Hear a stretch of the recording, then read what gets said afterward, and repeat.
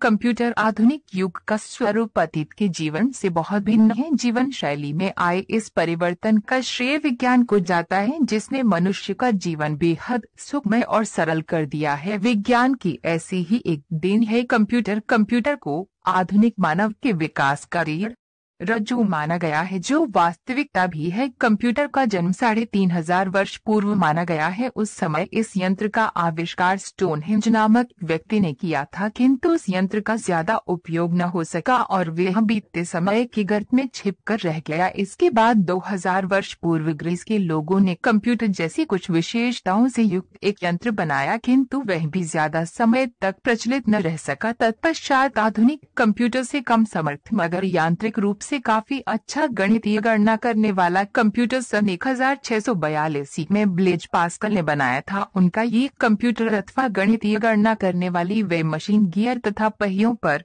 चलती थी। इस मशीन ने उनके पिता का जोड़ घटा का काम सरल कर दिया। ब्लेज के पिता ने ब्लेज की मशीन को पेटेंट कराया। वह इतनी कीमती थी कि उसका ज्यादा प्रसार न हो सका, मगर इस मॉडल की प्रथम व्यावसायिक मशीन बनाने का श्रेय अमेरिका के इंजीनियर बरोच को जाता है।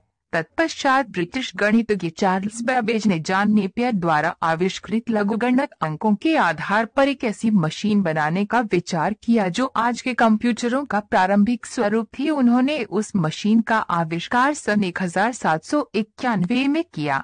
इसी कारण चार्ल्स बैबेज को कंप्यूटर का आविष्कारक कहा जाता है। चार्ल्स बैबेज के बाद उनकी शिष्या लेडी एडा ने सबसे पहले कंप्यूटर प्रोग्राम तैयार किया। लेडी एडा कवि बारन की बेटी थी। सन 1880 में जर्मनी वैज्ञानिक हॉलरिथ ने गणना संबंधी जानकारी भरने के लिए पंचकार्ड का निर्माण किया। इसी पंचकार्ड का उन्नत स्वरूप आधुनिक कंप्यूटरों में प्रयोग किया जाता है। सन 1880 में हॉलरिथ ने अपने इसी कंप्यूटरनुमा सेंसर मशीन से अमेरिकी जनगणना के आंकड़े बहुत कम समय में तैयार कर दिए थे। इस कार्य ने उनकी प्रसिद्धि विश्व भर में फैला दी। 3 वर्ष बाद सन 1883 में अमेरिका के वैज्ञानिक डॉक्टर वेनियर ब्रश ने चार्ल्स बैबेज की परिकल्पना को मूर्त रूप देते हुए यांत्रिक कल का एक बेहतरीन गणक यंत्र बनाया, जिसके आधार पर बेहद तेजी के साथ गणनाएं की जाने लगी। दरअसल कंप्यूटर में गणना कार्य के लिए बाइनरी सिस्टम का प्रयोग किया जाता। वास्तव में कंप्यूटर का अर्थ है विद्युत से चलने वाला गणितीय यंत्र, जिसकी किस्म बेहद उन्नत है और क्षमता अत्यंत तीव्र। कंप्यूटर का आरंभिक विकास सन 1951 में शुरू हुआ, अतः कंप्यूटर काल को आरंभ से आज तक 5 पीढ़ियों में बांटा गया है,